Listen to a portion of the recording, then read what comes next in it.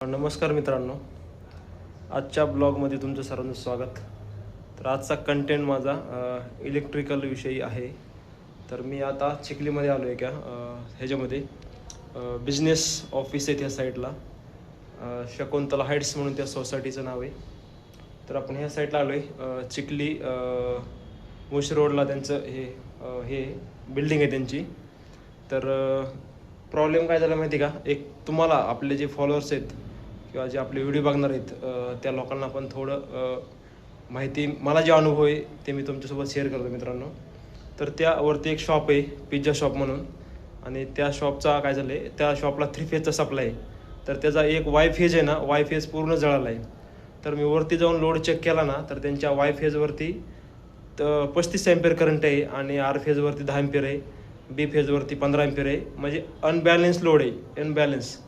Unbalance म्हणजे तिन्ही फेजवर तुमच्या समान लोड असेल ना तर तुमचा लोड बॅलेन्स राहतो आणि एखादी वायर गरम होत नाही, समजा आर फेज गरम होत नाही, वाय फेज गरम होत नाही. समान लोड दिला म्हणजे काही प्रॉब्लेम येत नाही, एमसीबी जळत नाही, वायर गरम होत नाही. तर सांगण्याचा उद्देश तोच आहे की तुमच्या हॉस्पिटल असेल, सोसायटी असेल, ऑफिस असेल, शाळा असेल, घर असेल, फ्लॅट असेल, जिथं तुम्ही 3 फेज सप्लाय यूज करतात ना, तर तुमच्या 3 फेज लोड समान पाहिजे, समान. तुम्हाला दाखवतो त्या कुठला फेज जळला आहे, त्या वाय फेज जळला आहे ना. आपण ते आता 63 एम्पियरचा एमसीबी तिथं रिप्लेस करणार आहे. एकच मिनटं, हो का, ह्या साईडला बघितला का, हा आर वाय बी न्यूट्रल, हा 3 फेज सप्लाय, त्याचा हा मीटर आहे बघा.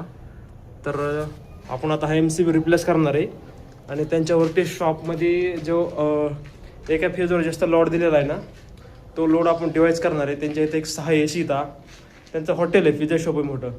तर आपण त्यांचं पूर्ण सगळं लोड एम्पियर घेऊन समान लोड त्यांच्या 3 फेजवर करणार आहे.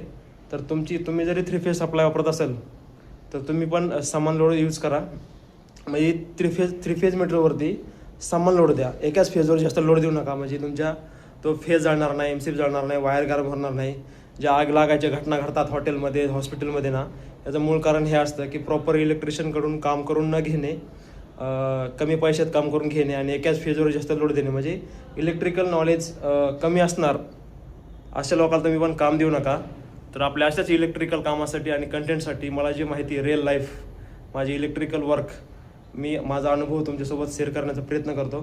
तर चला आपण भेटूया आता पुढच्या नेक्स्ट ब्लॉगवर आणि नेक्स्ट व्हिडिओमध्ये. तर आपलं वीज मित्र अशोक इलेक्ट्रिशियन ब्लॉग्स हे पेज फॉलो करा आणि लाईक करा आणि शेअर करा. चला मित्रांनो, थँक्यू.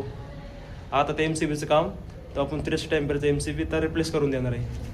भेटूया पुढच्या ब्लॉगमध्ये आणि नेक्स्ट व्हिडिओमध्ये.